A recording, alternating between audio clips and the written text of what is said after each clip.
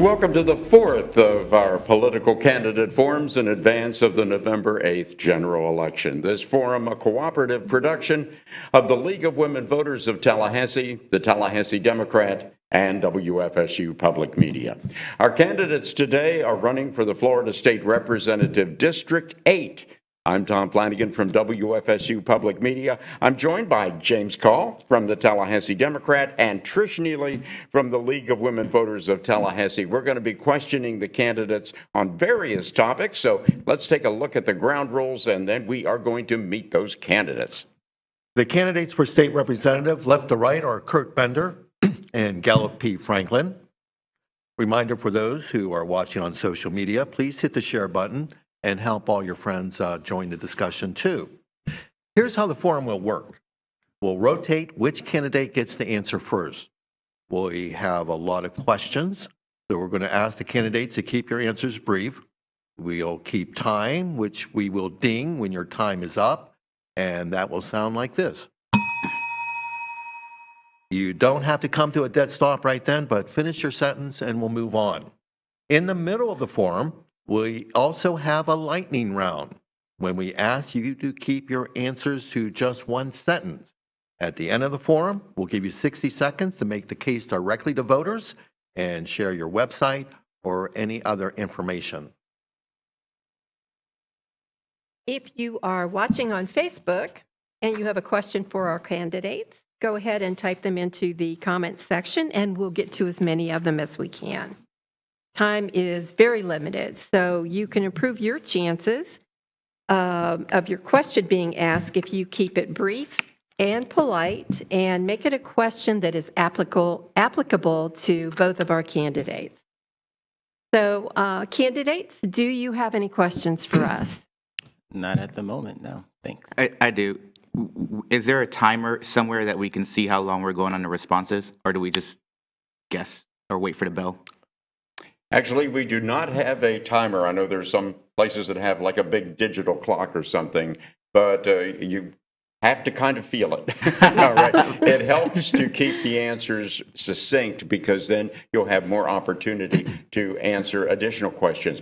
Because we can vary things around. If we come towards the end of the forum and we have additional time, we can lengthen the amount of time you have for some of your responses. So we'll try to be as flexible as possible. But again, shorter is better in this regard. Fair enough. Okay. Any other questions? Okay. Well, then let's jump in with the first question. And Tom, I'll turn it over to you. Okay, and I will kick it back here to James because Tallahassee Democrat gets the opening salvo in the questioning. Okay, thank you all. Democrats have tried to frame this as one of the most important elections of our lifetime. If you agree, why is this election so important? And 45 seconds, there will be follow-up. Mr. Bender, you go first. Every election is the most important election of our lifetime, just like every day is the most important day of my life. I think that every time that you have an opportunity to contribute to society, to vote, to participate in politics, when I make my decisions, I like to think that every single decision or every single shot I make is a game-winning shot. And I approach that mentality in everything that I do. I invest maximum effort into every single thing I do. So I think every vote is the most important vote. And we know from Stacey Abrams' recent lawsuit that one person being denied the right to cast a vote made the election at issue result in a tie. So every single vote is the deciding factor. Every single election is a critical election. Mr. Franklin. I would agree with Mr. Bender. Every election is very important, but this election is important for unique reasons. We have the right to vote on this ballot. So for example, as we know currently, there have been strides to try to limit and create obstacles to certain communities not being able to cast a ballot to vote. We also have on this ballot in November focusing on supporting teachers, ensuring that they have a teaching environment that they can feel safe in and not feel like their jobs go on the line every single time they have a conversation with the child. Thank you for that question. Okay, so the follow-up questions, 30 seconds each. We'll start with you, Mr. Franklin. Do you believe changes are needed in Florida law to improve voter access to the ballot? Absolutely. We need to continue to expand access to the ballot. Abraham Lincoln said it the best. Our government should be of the people, by the people, and for the people. But to do that, we have to ensure that everyone has access to the political process. And so creating barriers to voting is very difficult and not good for our democracy. So expanding access, ensuring we have more polling locations, ensuring that people can vote early for a longer period of times. I'll even imagine, why do we have to register to vote? If you're a United States citizen with a social security card. Mr. Bender, are changes needed in Florida law to improve voter access to the ballot? 30 seconds. I think we're good and we're heading in a good direction. For example, in 2021 is when we implemented the voter ID law, and a big criticism of that law was that there's a substantial group of folks that cannot afford an ID. So in 2022, we implemented the voter ID initiative to where if you can't afford a voter ID, you go to the DMV with your free voter registration card and say, I demand a voter ID. I'm experiencing financial hardship. So, and then they have to give you one, and they can't even ask you what your financial hardship is. So I think that, we have to identify the issues. We can't paint it with a broad. Okay, Mr. Bender, let's stay with you for the next follow-up. Do you have faith in Governor Ron DeSantis' administration and Secretary of State Cord Byrd will conduct a fair, impartial election and vote count? 30 seconds. Yes. Okay. Yes, I do have confidence in the governor as well as Secretary of State to have a fair vote count here in Florida. You can even see what he's done recently. He's expanded access to voting down in Southwest Florida where Hurricane Ian struck. So it shows he does have a level of commitment to democracy. I just think we need to expand that beyond what he's done in the legislature to decrease access, such as implementing ID laws and those kind of things. And here's the final follow-up on this topic. Mr. Franklin, what purpose should government serve? Government should serve a purpose to focus on safety, public health. Also, we have to do correct markets when they kind of go out of whack. So, for example, right now we're having a challenge with inflation. And so I believe just like even though the Federal Reserve is not directly connected to government, but we have to make sure we put in measures to try to slow down that inflation, such as you know, right now, prices at the gas pump are lower because we've waived taxes. As you know, we're waiving taxes on baby products, diapers, children's clothes. So those kind of. Mr. Bender, same question. What purpose do you think government should serve? Government, the sole purpose of government, I was a state employee at Department of Business Professional Regulation, and our goal is to assist with the health, welfare, and safety of our citizens. And the purpose of government is to leverage their economies of scale to make a broader impact. So things that the individual can't affect, I think each of us have an individual responsibility, but collectively as the government, there's economies of scale that we could tackle broader issues that an individual by themselves may not be able to. All right, folks, before we get into our next question here, just a little housekeeping reminder here. If you hear the bell sound while you're talking, finish your sentence. You don't have to cut it off right there. So okay. that makes it a little less, abrupt when we do that. Into the economy we go, gentlemen, and let's talk about the economics specifically of House District 8. The poverty level, as you know, nearly double the state average. The median income, about a third less than the state average. So how do you propose to change those numbers? For a 45-second response, let's first go to you, Mr. Franklin. We have to invest in infrastructure, ensuring that we have the infrastructure that can handle small businesses growing, as well as bringing larger companies here. In addition, that we have to invest in education. As you know, companies decide on where they go based on the talent pipeline, and not just K through 12, but also trade schools and skills where people know if they come to Tallahassee, not only will they have the infrastructure necessary to support their manufacturing or their business, but also the talent pipeline to service their business and clients. Okay, thank you. Mr. Bender, sir. I think we need new type of leadership in District 8. For 30 years, we'd had the same type of leadership, which led us to be the poorest zip code in the entire state. So I think that needs to change. Particularly, I would focus on hardening our renewable energy infrastructure. And I have examples of schools like Lake Sumter and Orlando where they have a utility training program, and the folks are getting snapped up at $65,000 jobs. I think we can do this. In fact, the reason I ran is because I was trying to push renewable energy initiatives, and it took too long for people to call me back. So I said, if I was a candidate, maybe I can drive these forward sooner. So I think a very particular thing that we can do is have the trade schools, which I've had conversations with. The programs are already out there. We just have to implement them. And then I think that'll be a great way to strengthen economic development. All right, gentlemen, a few follow-ups here, starting with you, Mr. Bender, 30 seconds for response. With inflation continuing to hit Floridians' pockets and wallets, what would you do to support consumers going forward? I think that inflation is something that we have to have a sober expectation of what we can accomplish as a state representative. And inflation is something that must be tackled with economies of scale of the federal government, particularly where the pain is more acute here in Florida, where folks come down, spend their money, and then they leave. I think that something we should do is encourage folks to come here and live here so the money continues to circulate. I think that, for example, there's a lot of large companies that are coming to Florida because of the favorable tax policies, and we could encourage that and continue to move that forward and charge it forward. All right, thank you. Mr. Franklin, same question. Yeah, great question. To address inflation, right now we have looked at taxes here in Florida. So we have to look at how do we address taxes for consumers like we've done at the gas pump and the grocery store for children and babies types of products. So that's very important in reference to addressing inflation. Also focusing on diversifying the economy. And the reason why that's important is because we can diversify the economy and not just be hinged on tourism, then obviously the flow of money continues to increase. Also, because Florida is a great place. Okay, one quick follow-up, if I may, please. And this really focuses specifically on our locale, the Panhandle delegation and lawmakers from rural areas in general, with 33 counties of the 67 we have in Florida being designated by the state as rural in nature.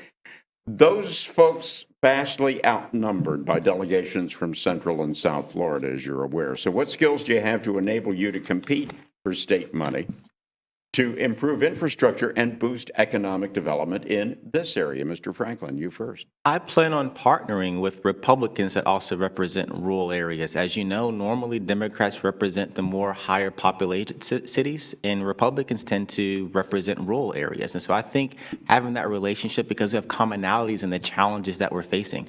And so working together with all of those rural area representatives to ensure that we can focus on access to healthcare, economic development, investing in education. And I believe that's how we'll approach assuring that District 8 can receive the funding necessary to move forward. Okay, same question, Mr. Can Bender. you repeat that question, please? Sure thing. You have folks, particularly in areas like District 8 and other rural areas of Florida, their legislative delegations kind of outgunned in terms of numerical superiority by folks in Central and South Florida. So what kind of skill set can you bring to the table to make sure that places like District 8 don't get left behind when there are budgetary considerations and other things swirling about the legislature? I think it's having a conversation with your constituents, particularly in District 8. We know that in 2022, the Florida legislature passed a law, the nuisance law, to assist the ag community so that when they operate their equipment, they don't get noise complaints that get them in trouble. So there's different ways to support the industry. I think that's something we'll do if we touch on economic development, is leverage the opportunity zone funding that we can have to improve and harden infrastructure. Okay, thank you. Ms. Neely, your turn. Okay, our youth is our future, so let's move into the education segment. And Mr. Bender, I'm going to start with you. What do you think about the governor's direction for public education in the state of Florida? 45 seconds, please. Well, I'll talk about what was reported in the Tallahassee Democrat today, where the Support Our School programs, $200 million was allocated to schools as an incentive. I know in 2021, the legislature, what Governor DeSantis said, if you can read, you can learn. And we know that there's a measure of students at like fifth grade, depending on how they do, depending on how many beds to build in the prison. Now, every student that's struggling in K through 12 education, up to a certain grade level, they get a free book every single month. And I think it's significant to say it's a hardcover book as opposed to a softcover. I think 2021 was a great year for education, and 2022 as well. Hey, Mr. Franklin, same question. What do you think about the governor's direction for public education? There's some good things he's done, but also some challenging things he's done to negatively impact education. I'll start with the good things, just to be polite. He has invested in, as you know, starting salaries now for teachers have increased under the governor. I applaud him for helping to lead the charge in that. Obviously, like Mr. Bender said, he's making good investments within the school system. Where he's actually, I believe, making some mistakes is trying to control what teachers teach in their classroom. Even though I do believe parents should have a right to their child's education, just like my mom. My mom decided to homeschool me because she felt that was in my best interest. But she didn't go into the classroom and try to mandate essentially what conversations could be had. And so there hasn't been enough support for teachers, and people wonder why we have a shortage, why people are walking away. Thank you. I'm going to stay with you, Mr. Franklin, for a follow-up. Parents of gay and trans students tell reporters the Parental Rights in Education Act has had a chilling effect in public schools, leading to books being banned and curriculum censored. Do you think the so-called Don't Say Gay bill needs to be repealed? 30 seconds, please. Yes, I would vote to repeal the Don't Say Gay bill. I know quite a few teachers, and every teacher I know is in it for the right reasons, which is to ensure that each student be the best version of themselves. And so teachers are oftentimes the first place a child can come and have a conversation about a challenge they might be having. Yes, I don't encourage teachers maybe putting their own personal views into a child, but being there to have the conversation to help direct them to child psychologists, and school counselors to make sure professionals can help guide the child in a great way, I think is positive. Thank you. Mr. Bender, same question. Do you think the so-called Don't Say Gay bill needs to be repealed? I think the parental rights bill absolutely should not be repealed because it did some very good things. It did a lot more good than I think the media and other folks portray. For example, one of the problems with education is that there's not a holistic approach and support from parents. The new bill mandates that school districts, they must come up with a plan and they must publish a policy on how to get parents involved in the students' homeworks. For example, prior to this bill, if a teacher suspected a child being subject to abuse by another state employee, they didn't have to report it. Now they do. I think there's a lot of good. Okay. And I want to stay with you for another follow-up. How would you address the teacher shortage in Florida's public schools? I think we're already addressing it. For example, in 2022, we passed a Homestead Act that increased homestead protection for teachers from $50,000 to $75,000 for the tax exemption. And I think that we have to focus and not just particularly the teachers. We increase salary, but how can we support the teachers even beginning at home? As I said, 2021 and 2022 was a great year for education, as well as, like I just mentioned today, there's $200 million going out to schools if you maintain an A rating or you increase. So I think it's a holistic approach that we need to continue to approach. Okay, thank you. Mr. Franklin, how would you address the teacher shortage in Florida's public schools? We should consider renewing the expired teaching certificates. When you come in those first 2 years, you have a temporary teaching certificate. So looking at renewing those expired ones so that those temporary teachers temporarily can continue to teach for another 2 or 3 years. Look at additional, like expanding that tax exemption. Looking at how can we provide maybe home ownership loans at a better interest rate, kind of subsidized by the state government, that can really help teachers, even though the salaries still aren't in the place with inflation where they need to be, at least they know there's some type of support they can have in doing so. Okay, thank you both. All right, folks, we're off into the arena of crime and law enforcement. And flipping over to you, Mr. Bender, to start here in a 30-second response, please. How do you propose that the state deals with what appears to be an epidemic of gun violence? I think that solving the epidemic of gun violence is the things that Dr. Franklin and I are doing in our daily lives. I have a mentee that's facing some serious charges, and he zoomed in for our last debate last night. I know that he works with the distinguished young men. I think is an approach, but I think what we need to do is shift who we say are the victims and show that the youth, not saying other folks aren't victim, but help them identify with it at home, that the victims are their mothers, their sisters, the other folks that they leave behind when they commit crime that hits at home. Okay, thank you. Mr. Franklin, your thoughts? We have to support youth support organizations. I'm a co-founder of one as well, and it's so important that the youth are in programs where they're able to be professionally developed and also set on a great path. Oftentimes, if you leave school and you're not a part of an after-school program or a youth support program or athletic program, then you have all this free time in your hand. And the Bible talks about it. You know, if you have a lot of free time, an idle mind clearly is the place for the devil's hands. And so youth support programs are important. Also, technology on firearms. You know, we talk about how do we control and ensure that firearms are being used appropriately, but if we make sure there's some type of biometrics that exist that prevent people from being able to steal guns and then also use them. Thank you, sir. We'll stick with you for a follow-up here, 30 seconds again. Do you support a so-called constitutional carry or open carry bill to allow people to display and carry guns in public openly? No, I don't support constitutional carry to openly carry guns. I do think people should have to go through a process like we have a concealed permit license, ensure that we have different psychological tests and background checks that make sure that the person carrying the gun are good people. I think good people should have guns in their hands. That's a fact. My challenge is ensuring that we don't have guns in the hands of bad folks. And that's why I talked about instituting technology in firearms, where if I buy a weapon and it's stolen, it shouldn't even work without my biometrics, or it shouldn't fire without my biometrics, fingerprint, or maybe eye retina scan. Okay, thank you. Mr. Bender, sir. Absolutely, I support constitutional carry. The state of Georgia has constitutional carry, and if you go to Georgia, you don't see people walking around with guns out in the open, right? From my research, the reason that constitutional carry isn't permitted is because of a court decision where it's like we don't want blacks walking around with guns out in the open. So it's not, for example, I know there's a lot of issue with the stand your ground law. That law can be used by any person of any color. It's to help protect yourself. I don't see an issue with constitutional carry. It's your right, and there should be less limitations. One more follow-up, Mr. Bender, 30 seconds again. Your thoughts on a ban on what are described as assault weapons? Absolutely not. Right? I think that we're good where we are. An assault rifle is a semi-automatic weapon. It's not a military-style weapon that goes automatically. I don't think that the average civilian should have automatic weapons nor grenades. But we can't keep fear-mongering by the appearance of a weapon.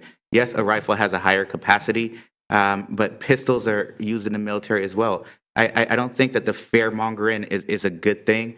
And I don't support fully automatic weapons, but it's a semi-automatic weapon.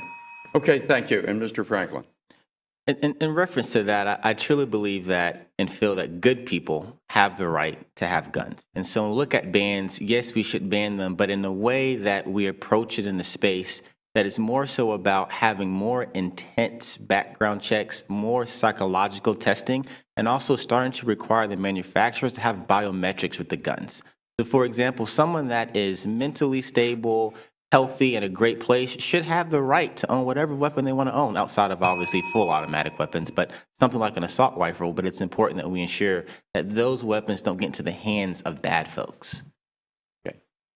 Okay, it's time for our lightning round. Please keep your response to yes, no, or a single sentence. We'll start with you, Mr. Bender. Who is your single most prized endorsement? This is a tricky question. My family. Mr. Franklin? Yeah, I'd say my mom and my wife, yeah. Mr. Bender, if you could immediately gain enough votes for passage, what's one law you would enact immediately? Can you repeat that, please? If you could immediately gain enough votes for passage, what's one law you would enact? Define the term public when it comes to renewable energy to mean a mass amount of folks and not just one individual.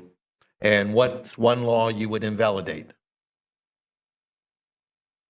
Probably the new lottery law, because I want to know who the winner is. Mr. Franklin, same two questions. Which law would you enact immediately? I would want to expand Medicaid. And what's one law you would invalidate? There's a new law that talks about public, if you're kind of marching along and just trying to peacefully protest, you could potentially get arrested and charged with the crime if there's other people in that area that might be looting. One sentence. Got it. Okay, next question, Mr. Franklin. What do you think Florida's legislative action should be in response to the U.S. Supreme Court's reversal of Roe v. Wade? We need to not continue to try to go towards a full ban of abortion. Mr. Bender. Can you repeat that, please? What do you think Florida's legislative action should be in response to the U.S. Supreme Court's reversal of Roe v. Wade? Incorporate. Incorporate? Yeah, you said one word. Incorporate. A ban or abortion rights?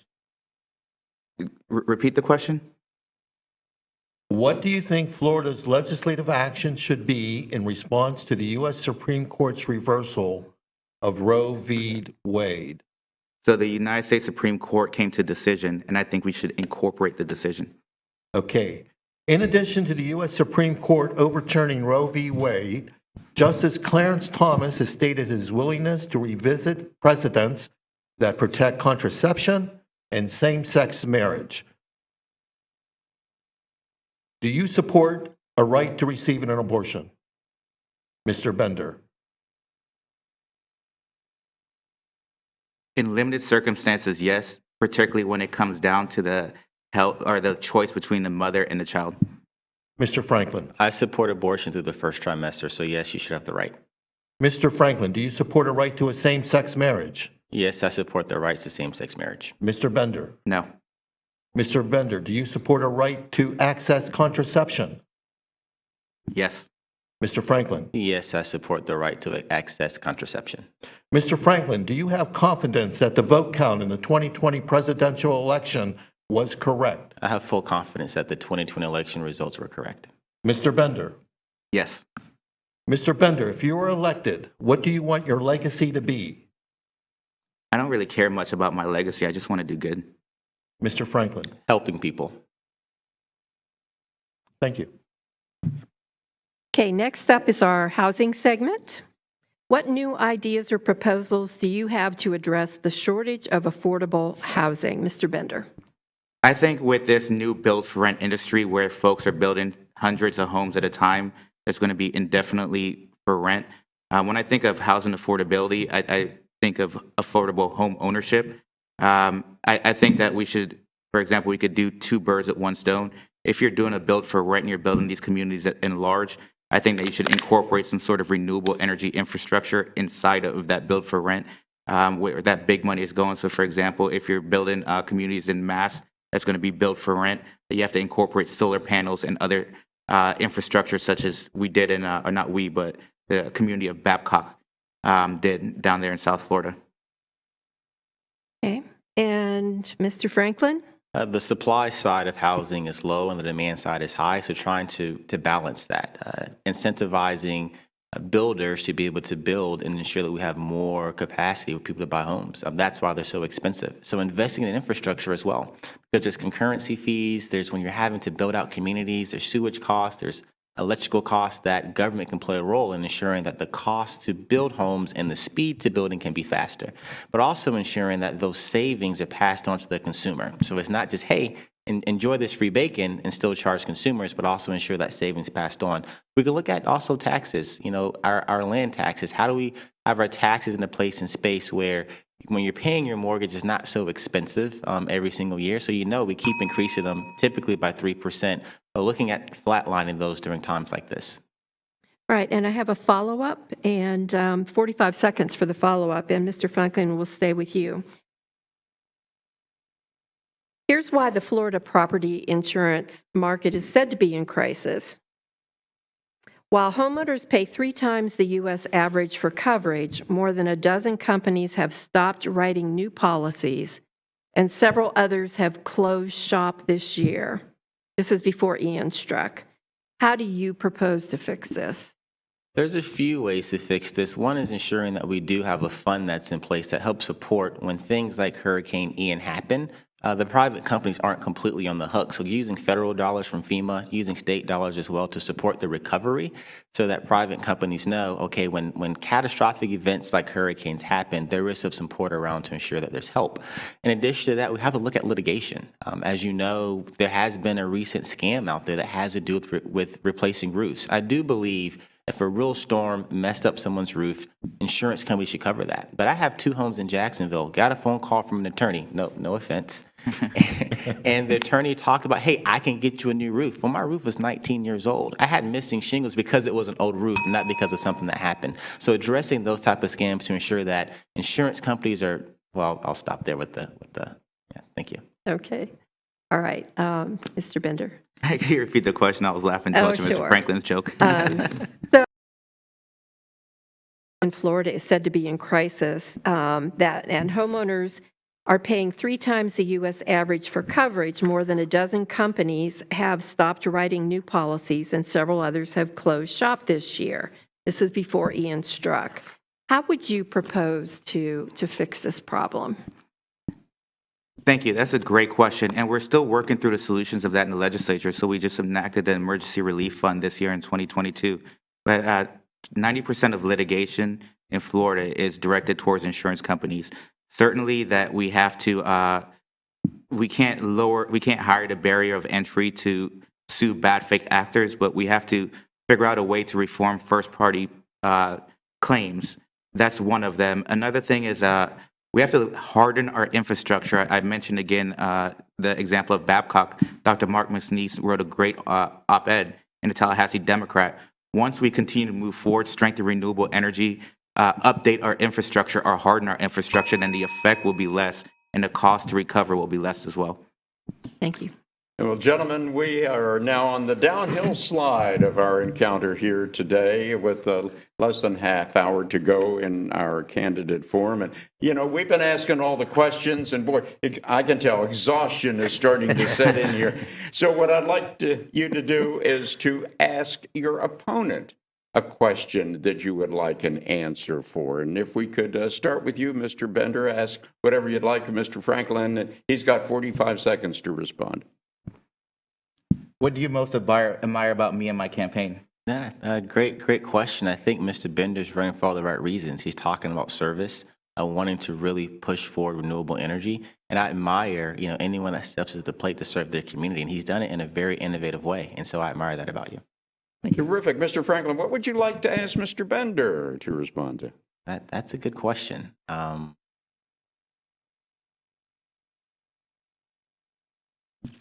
Something that I don't already know. What's your biggest motivation in life? Where I'm from, there's no roads. There's a river. There's no electricity.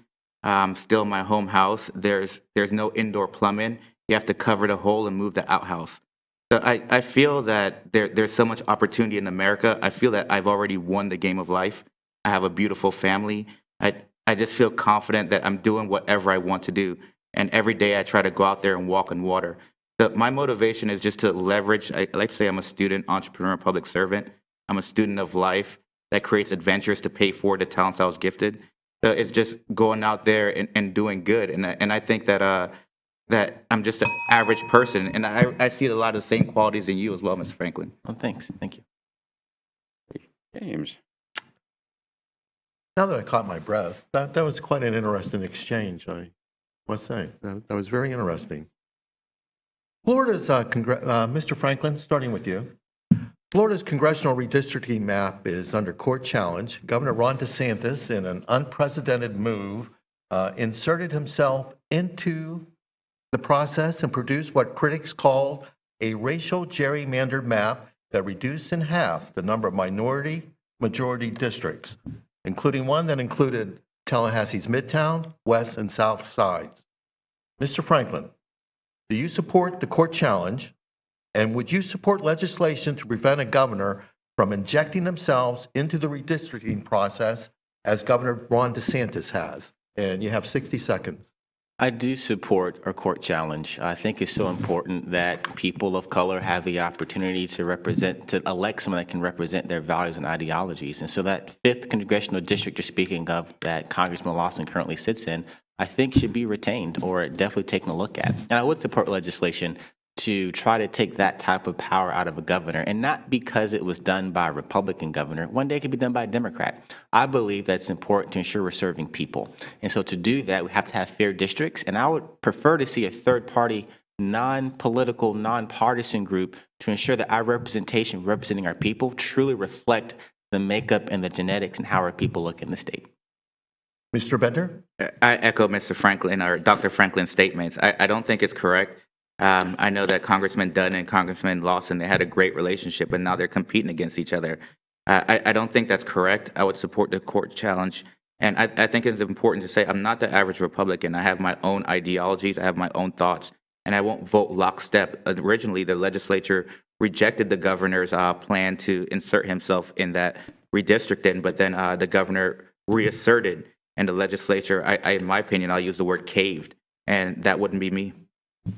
All right, folks, we have So I don't want to call it a follow-up, but it kind of has some linkage to the last line of questions that we had. The Florida legislature has preempted local authorities on a number of issues, including such things as worker benefits, gun control, environmental regulations, a host of these.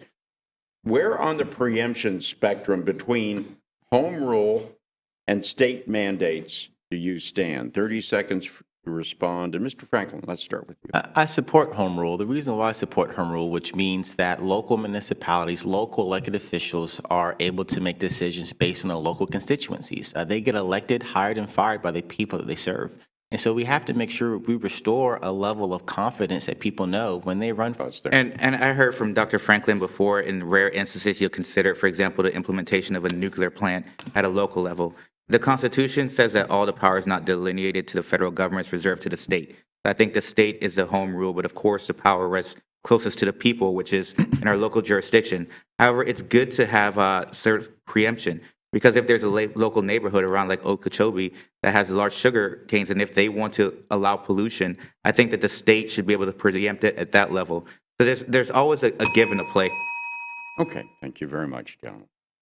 Okay, so Florida is one of 12 states that has not expanded Medicaid eligibility as allowed under the Affordable Care Act. Discuss why you do or do not support expanding Medicaid eligibility in Florida. Mr. Bender. Yeah, I'll state that 2.7 million Floridians this year registered for the ACA, and I think that's a good thing. There's certain benefits from that. I always say that I think that Mitt Romney was unfairly demonized when he was running for office for being the precursor of Obamacare. But I think that under the principles of federalism, it's okay for the state to experiment on different things, and that's how we come to solutions. So I think that we should expand Medicaid because it ends up costing us more in the long run. It's a simple cost-benefit analysis.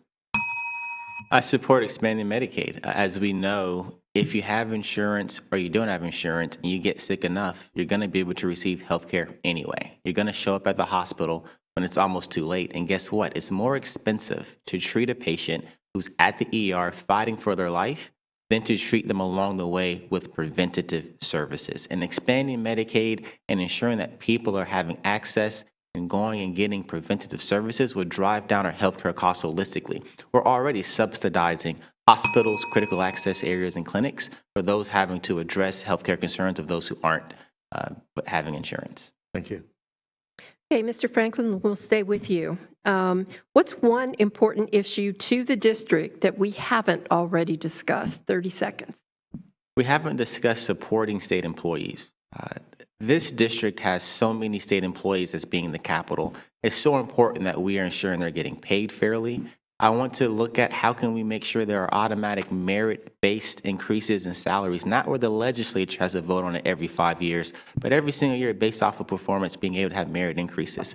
Because that's the only way that we can retain talent as well as recruit people to work for the state. I talk to companies and businesses across the entire state of Florida, and they don't really have a lot of great things to say because we're so short-staffed because we can't hold on to good talent. Thank you. Thank you. Mr. Bender? The absurd utility prices in Gaston County that folks can't afford, that working professionals can't afford. And I also echo what Mr. Franklin said. One of the downsides of the budget cuts and being so fiscally responsible is that you have full-time career service employees. I know I was an attorney when I graduated law school. I was making sub $40,000. I was making about $36,000 a year, which is sustainable. So I left to go to the private sector, but I wanted to contribute my talents to the state. And it's a shame when families have to decide when they go home between getting another job or caring for their children. Thank you. Okay, let's see. We have additional questions since we have additional time, which is a good thing here. Tell you what, why don't I take state worker and then we'll kind of work our way through the last question. Sure. Since we have a lot of state workers, you know, present company included here for sure. So we'll start with this one here, and 30 seconds for response, and we also have a follow-up here. Should the Florida legislature reform FRS, the Florida retirement system, and do away with the defined benefit plan and require state workers to move their pension savings into a 401k style plan? How about you, Mr. Franklin? We have to support employees, and the way we do that has to be completely through compensation or the compensation package. So we're not going to pay people top of the line competitive market rate for what their job will be in the private sector. Then we have to look at stuff like that, the fringe benefits where they know there's a pension. They don't have to invest in that pension. As you know, back in 2010, Governor Scott then required there to be an investment into your retirement program. As you know now, as you mentioned, they're trying to make sure people don't go towards the pension, but more so towards the 401k. And so we need to take a look at that and ensure that we're supporting state employees where they know that their future is secure once they retire.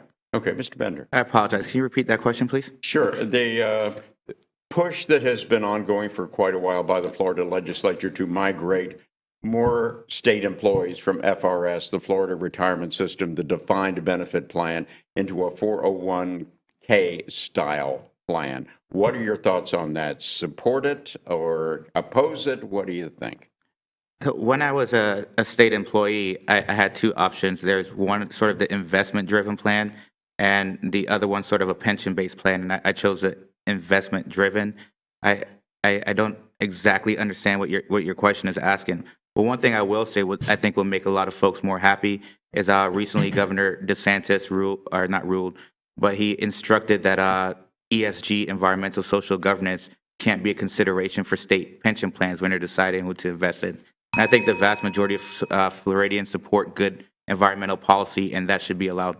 Okay, and a 30-second follow-up, starting with you, Mr. Bender. Should state workers receive annual cost of living adjustments to keep pace with inflation?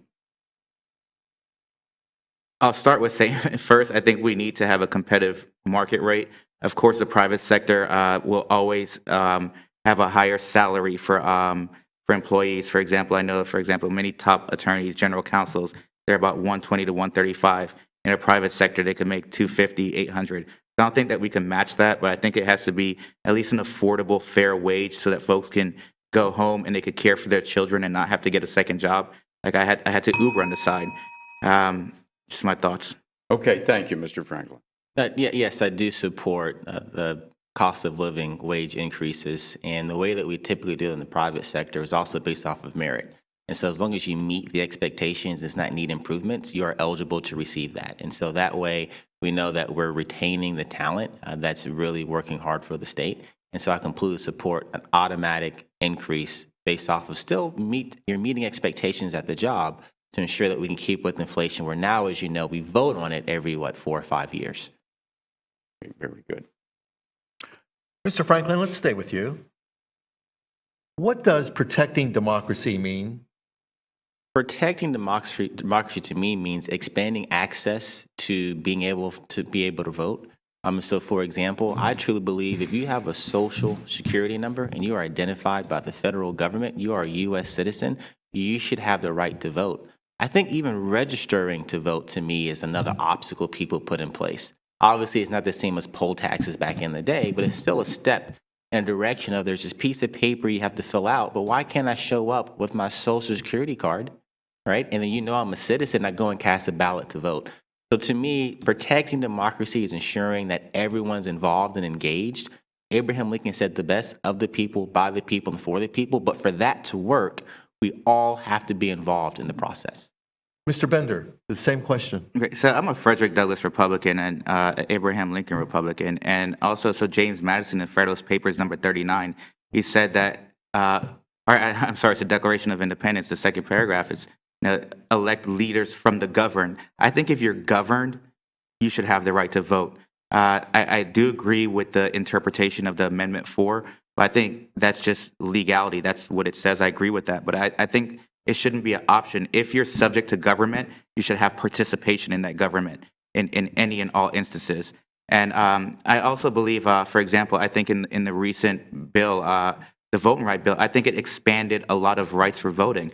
I disagree that if you're a citizen that you should automatically be registered, but we did things to now make it to where the DMV, if you change your address, they must communicate with the Division of Elections, because we have to figure out, folks have to register within their specific precinct so that we don't have folks from all over voting for different local elections. I think that the systems we have in place are good. We have to find ways to continue to harden them, and I think we're doing that. And I think we have to continue having honest feedback and not fairmongering and mischaracterizing the laws that we could pointedly address. And I mentioned it before. It's an issue is that, okay, if you need a voter ID, I think that's a good way to say, prove who you are. You could disagree. But if the argument is that people can't afford it, all right, let's address that like we did. So I think we just make incremental steps forward, step by step, with honest dialogue. Okay. Do we have time for a follow-up? Yes, absolutely. Okay, Mr. Bender, I'd like to have a follow-up, and of course, Mr. Franklin, you'll have an opportunity too. You, Mr. Bender, you said if you are governed, you should have the right to vote. So do you believe there's no revocation of a person's voting right, that there should be no revocation of someone's voting right? Absolutely. If you're governed, you should have a right to participate because you still have to pay taxes. That's why this country started, taxation without representation. So as long as you're subject to governance, you should have a right to participate, and that's irrevocable. That's just my stance on that, absolutely. Mr. Franklin. No, I would agree with that. And that's why I support restoring the rights of felons. Once you serve your time and you did your time from particular felonies, of course, I know we have the exceptions of like rape and murder, but other type of felonies, you should be able to participate in society once you're back out of jail. And so I do believe that people deserve the right to vote, as long as they're, law-abiding citizens who aren't a part of some gang or, obviously, like the Italian mafia, that's a different scenario. But people that are living every day and doing the right thing and want to help the country out. And so I support full-fledged everyone have the right to vote. All right, sticking with you, please, Mr. Franklin, for another question here. Since we haven't really delved into education that much here, let's give some additional time here. 45-second response for this one. What's your opinion of charter schools and public funded vouchers for private and religious schools? That's a really great question. As you know, since the mid-90s is when charter schools began. And before that, traditional education hadn't had many changes. I support school choice in a space where you can go to a magnet school if you're interested in healthcare. A charter school down the street could be better suited for the student. I think we have to ensure that we're supporting students, being focused on student success, because that's ultimately how we're going to ensure that students can be the best version of themselves. In reference to vouchers, I don't support the universal voucher initiative they're talking about now in the legislature, but I do support it in a space for those who can't afford to go to schools. So, for example, I consider that equity in education. So a friend of mine whose parents can afford to send their child somewhere else, well, since they can afford it, it's okay. But a friend of mine who obviously doesn't have the same financial means, I do believe if you're below the poverty line, you should have the same access to quality education as the person next to you, regardless of what your zip code might be. Okay, thank you. Mr. Bender. Yeah, I support the school voucher program, and that's one of the reasons that Governor DeSantis edged over former Mayor Andrew Gillum, because I heard Corey Simon talk about it, what the struggles his mother had to use her work address so he could get into a better school. And I think that we know that property taxes are higher in more affluent places, and that helps to contribute to a better school system. I don't think that children should be penalized. The focus of the education system are the children, and next to the children are the parents. The education system, the schools, they're essentially public servants, and only about 68% of the money goes with the student. So I think that the right belongs to the student and their parents, not necessarily the education system. Very good. James. All right, Mr. Franklin, this is for you. 60 seconds. It's about homelessness. It's becoming much more visible in the Tallahassee area. How do we solve this problem? Or is it a problem that government is responsible for? And if so, how do we solve it? Government should be engaged in the process, absolutely, to make sure we're supporting the right mental health clinics to service, our people who are having challenges at the time. And so mental health is actually the center focal point for homelessness. Oftentimes, if someone dies in the family, there's some catastrophic event, you no longer have that desire to work and live. And so making sure that we get them access to mental health services is the first thing, but also ensuring they have training programs as well. There should be requirements to participate in homeless type of activities, whether it's shelter or food, which is, hey, we have this trade program. And we also have these mental health services. So to be a part of this, you've got to participate in these things as well, so we can help you become the best version of yourself. And that's the only way I can see us really addressing it. Outside of that, it's great to offer homeless services, and I support that wholeheartedly. But if we don't also just give and also have an expectation to what the future looks like for folks, oftentimes we'll just have more and more people that are coming from other places because obviously where we have great services, those follow. So mental health services, also training programs to ensure they can get back on their feet to be the best version of themselves. Mr. Bender? Was the question? Okay, homelessness is becoming much more visible in our district, in our area. And the question is this a problem that government should address? And if so, how do we address homelessness? Certainly, I think this is a problem that government shouldn't continue to exasperate.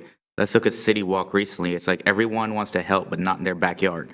I say, tell me where's a bad place to help someone, and I don't want to be there. So the city of Tallahassee lost a lawsuit in the administrative court, and then they appealed it and they appealed it. They're spending all this money to fight folks. City Walk, Renee and Tony Miller, great people that are just trying to do their best to help the services, and we have government literally getting in the way and coming up with excuses. I mean, it's ridiculous. I think certainly government, this is when I say we have to leverage our economies of scale as a government to assist. But for sure, get out the way and stop penalizing people trying to do good. Okay, folks, just by request, one final question here before we head into the wrap up here. What are your thoughts on the recently established Florida Office of Election Crimes and Security? 30 seconds, Mr. Bender, you first. Yeah, I don't think it's a good thing. I think that I think that many decisions that come out of the governor's office is things that I don't agree with. The majority of them I do. This particular one I don't agree on. I think that we have great elections here in Florida. We have safe elections here in Florida, and I think we have effective elections here in Florida. So I just don't agree with that whole scheme. Okay, thank you. And Mr. Franklin, for you. Yeah, even though I support safe and fair elections, of course, but this task force obviously is not in the best interest of the state. If this was 2000, back when we had Chads, remember those butterfly ballots, remember those? And there really was an election that had some challenges to them, then yeah, I think at that moment in time, this would make perfect sense. But in 2020, 2022, we have great elections. We've had a lot of fair elections here in this country. I think it's a waste of tax dollars. I do support fair and safe elections, of course, but this is just unnecessary in my opinion. Gentlemen, you have reached the final threshold. Congratulations of getting it through our candidate forum. We want to give you an opportunity to wrap up your candidacy, kind of put a little package and with a bow on it if you'd like, and you can include such things as website or whatever else here. 90 seconds for each one of you. And Mr. Bender, your closing comments, sir. Great. So I think that both candidates up here are excellent persons. They do very good in their community. I'll differentiate myself a bit. I think the primary challenge facing District 8 is economic development. I'm an entrepreneur that attended law school. For example, I volunteered at TCC Spark program for 15 months every single month. Out of that came the first black title oak company in Florida, many other entrepreneurs. I served as a chair at Tallahassee Startup Week twice. I brought money into our district to fund the first pitch competition, and the winner ended up going and pitching successfully in Shark Tank. If you go to my website, bendercampaign.com, you'll see some more initiatives. But I'd like to share a quick story on how I think we could protect democracy. Back in 2008, when whether marriage is between a man and a woman, that was on the ballot. I didn't have a car, and my roommate at the time was gay, and I had no idea. And we got in a very spirited argument, and I used some very profane things that I've never used again. And he's like, "Kurt, I'm gay." And I realized when a mutual friend started clapping because he finally came out to me. And that gentleman drove me to the ballot box knowing that my vote would cancel his vote. And it's just that we had a different of opinion, but we respected each other and we loved each other. And that's still my brother to this day. So I think that we can disagree on important issues, but we can still love the person and just know that, hey, we're going to have some differences. And I think that's how we protect democracy and we don't attack. I commend Dr. Franklin. I think this has been a very positive race. And that's how we protect democracy, by letting people know that it's okay for you to come up here and try and that you're not going to be attacked on every single thing that you do. Thank you very much, sir. And Mr. Franklin, you have the last word. Yeah. District 8 has some of the highest poverty levels in comparison to other places in the state of Florida. We're having challenges just putting food on the table, filling up our gas tanks. And so it's so important that we're focused on economic development. Also, healthcare in this district has been a challenge. You know, there's parts of this region where you have to drive 20 and 30 minutes just to get your blood work done. So we want to make sure we're investing in ensuring that we have access and quality health care. We're also focused on investing in education, supporting public schools and public school teachers and all teachers as well as supporting state employees. This seat also represents Florida A&M University at the Capitol. And as a former member of the FAMU Board of Trustees and a former member of the Florida Board of Governors, it's ensure that we have someone in the seat that can protect the legacy and tradition of FAMU. I'm asking for you to go to the ballot and vote on November 8th. Please vote for me, Gallup Franklin. Our website is gallupfranklin.org, gallupfranklin.org. Send us an email if you'd like to have more conversations with us at engage@gallupfranklin.org. Thank you so much for your time. Looking forward to meeting more people out on the campaign trail. Thanks to the candidates, the Tallahassee Democrat, the League of Women Voters of Tallahassee, WFSU Public Media, and all of our viewers for joining us for this program. You can find a replay of this forum and all the others in our series on YouTube pages, plus Tallahassee.com and WFSU.org. The recorded broadcast will be Wednesday, October the 19th at 11 a.m. on WFSU 88.9 FM. WFSU and the Tallahassee Democrat will be hosting the next live forum for the U.S. House of Representatives race, and that will take place today, Tuesday, October 18th at 3 p.m. That race between Al Lawson and Neil Dunn. Al Lawson has confirmed attendance. Neil Dunn has declined, saying he was not available to attend, and this will be treated as an empty seat forum. And if you have any questions for any of our upcoming forums, please email us at news@tallahassee.com. And you can look for these forums plus interviews with the candidates on our website at the Tallahassee Democrat website, tallahassee.com. Plus, keep an eye out for our special general election insert, which will be in our print version on Sunday, October 23rd. Have a great day.